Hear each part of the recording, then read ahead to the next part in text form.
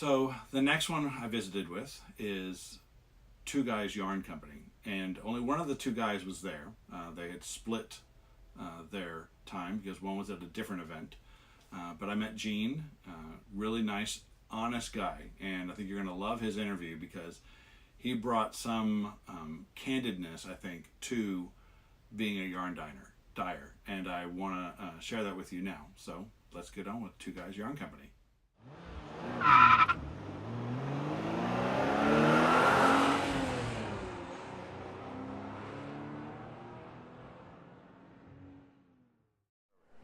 So today I'm with Gene from Two Guys Yarn.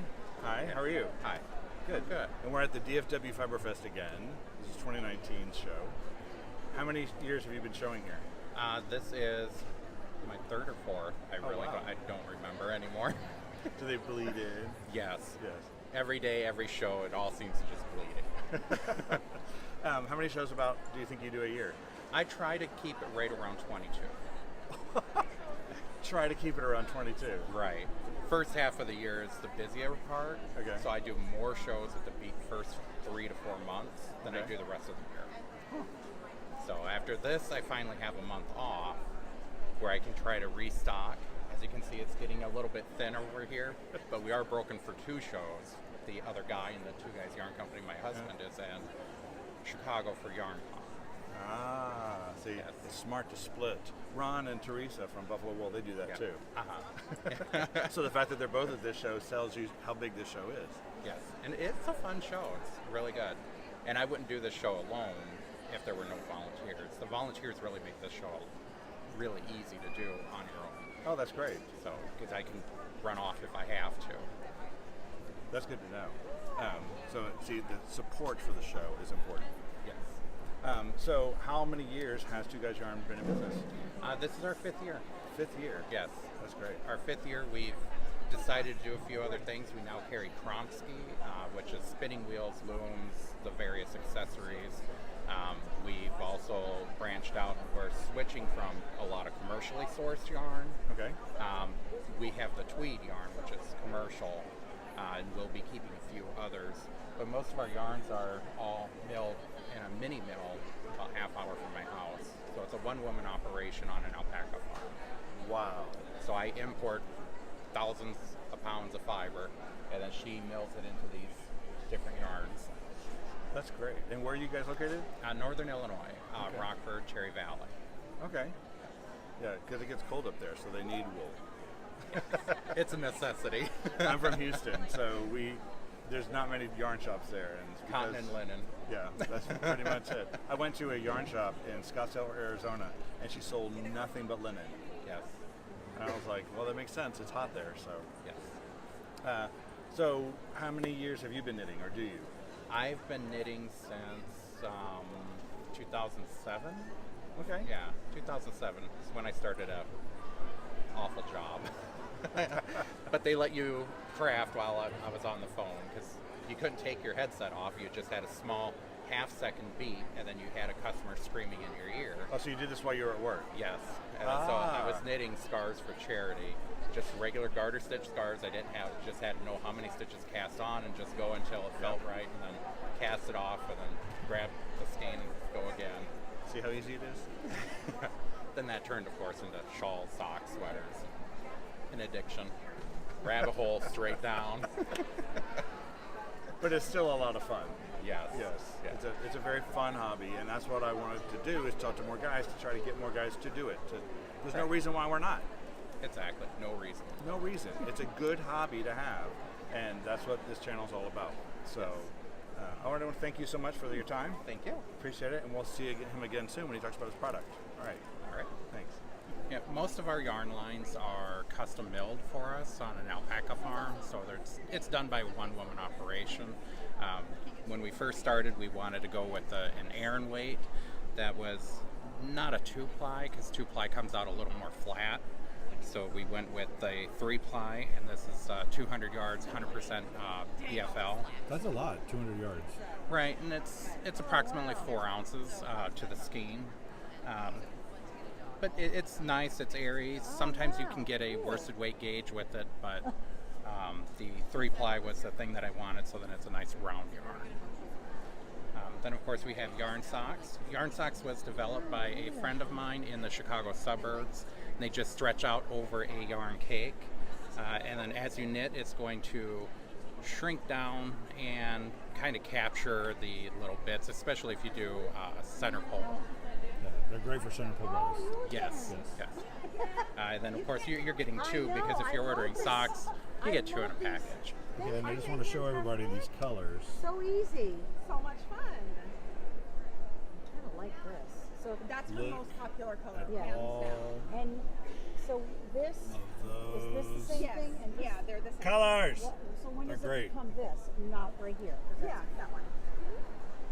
So that's her most. Then we start moving into like some of our we've got the fingering weight yarns, mostly. Under sparkles. No, that's the color. That's the Some of them are for socks, some of them aren't necessarily. Some are kind of a trial and error. So when you're developing your own yarn line, Now, is this because you end up spending a lot on research and development.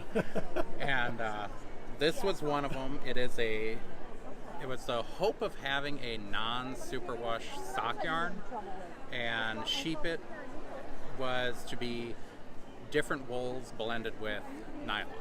Okay. And sheep it south down did not want to go through the milling equipment very well. So all that we have here is all that there ever will be. It cannot be replicated because it will not behave in the equipment at all. Our other test was a BFL cashmere nylon, and this one started off as a 3-ply. It didn't come out very nicely as a 3-ply. It looks a little bit hand spun, which does come out, works up nicely, works up very beautifully, but it wasn't what I was truly looking for. What I was really looking for was a 4-ply, which comes out as a nicer, smoother yarn, because cashmere is a short staple, so it likes to stick out of everything. Right. And our yarns are not overly produced or extra chemicals run through or waxed or anything like that. Once it gets off of the plying machine, it goes through a steamer and then onto the skein winder, so then we can get the separate skeins. So you're always going to have getting it more of straight a from the halo. mill. Yes, yeah. And then I do work at the mill occasionally just to help out and hopefully get her caught up on other things. Well, it's also quality control. Make sure that, because especially if you're the face in your booth, Right. you Yeah. can say with certainty, where that yarn came from. Oh yeah, yeah. And I started off doing a lot of research on trying to find where to get the fiber. So I import the fiber from all over the world. The cashmere, the camel, nylon. I got two different nylons. One that's from the U.S. and one that I get from a European source. And it's a faux cashmere grade of nylon, and that comes in Snowball. Snowball is just 80/20 BFL nylon, but this one is the one with the cashmere grade of nylon, so it's extremely fine. When you open up the box, you get this cloud that just flows up into the air. The downside is it gets into your eyes and you start, you kind of got to wipe it away, or you're always sneezing or you're coughing. Who knew So- being a yarn purveyor was bad for your health? Yeah, so when you open up the box, we like to kind of spray a little bit of water above to try and add a little humidity into the air. So once we open it, it kind of captures into there and stays in the box a little bit more. That makes sense. Yeah, and then we'll spray in conditioner to weigh everything down and kind of let us be able to handle it a little more easily. So that's with Snowball, and this is a extremely more lightweight fingering. It's 550 yards to 3.7 ounces. And I designed a shawl called Crosswinds out of that, just so that it was really light, really drapey. On a 6 needle, it comes out with the stitches are really open. You can just see right through it. And then the sheepet that we did end up getting that we like is with BFL and nylon. This one is superwash. The South Down is not, but BFL in general just behaves in the machine. and it's a 4-ply sock yarn. Actually, I'm knitting a pair of socks for myself out of that yarn. Not that color, but out of that yarn. The one that we like the most is BFL Camel and Silk. Comes out to 500 yards to a skein, 25% camel with 25% silk and 50% BFL wool. That sounds, I'm going to dare say, delicious. Yeah, it's really nice. When I designed this yarn, I offset the silk because I wanted a high silk content, but silk is heavy. It's heavier than the wool, and by adding the camel, which is lighter than the wool, I can offset the weight. Right. So if I had not added the camel, this probably would be closer to 410 yards to 3.6 ounces, but I was able to get 500 by adding in the camel. And then this one is only a 3-ply. The camel, again, is short staple like cashmere, so it fuzzes off a little bit more. And then, of course, BFL wool is known for having a slight halo effect. But it comes out very soft, and it's really nice. We've been milling this considerably a lot lately, so I also have it right there, and I have it on the outside of the wall, whereas I don't have the others like that, because we're just amping up that. We went and purchased a lot of the silk before any increases, so we didn't have to raise our price this year. So that was something that I wanted to take care of with cost. And then, of course, we have the tweed. This is in the booth today or this weekend here at DFW. The tweed is the only thing that I have that is commercially sourced.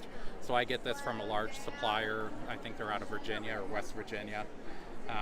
The effect of it is different. It is BFL wool, so there is a slight halo, but there's a little bit more of a shine because this is commercially produced, so it goes through extra steps, whereas these don't. Right. So it's a waxing, so it's a little bit more ready for weaving. These you want to run through a wax disc before you weave them. And then that's the Tweedy Toes. I use it for socks. It's also used for shawls. This one was designed using 2 skeins of it by Martha Wissing, and it's called Somerville.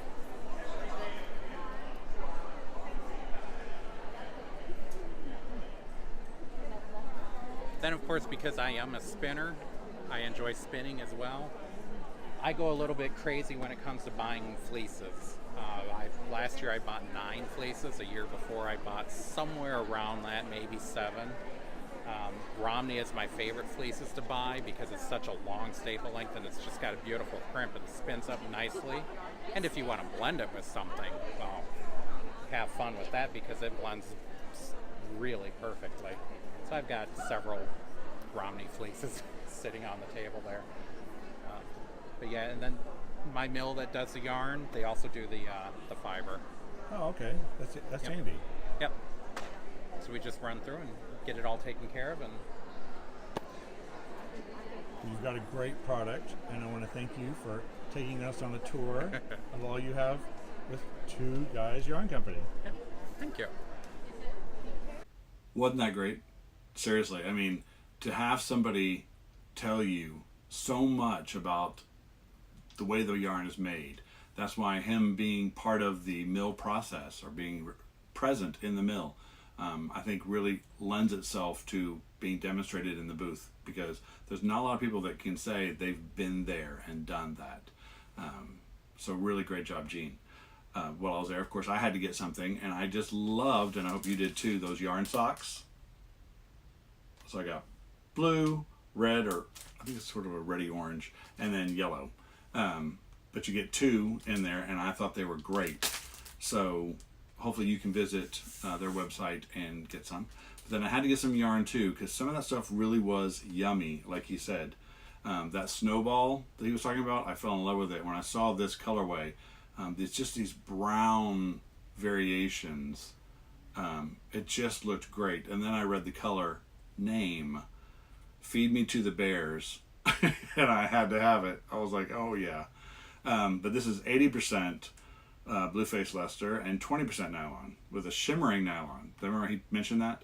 So it's the shimmering. There's 550 yards in it. So again, this will make something fun, but I have a hat in mind for this. So I said I wasn't going to buy a lot of yarn, and I didn't without projects in mind, and I know the hat that I want to make. So when it becomes one in progress, I'll share it with you then.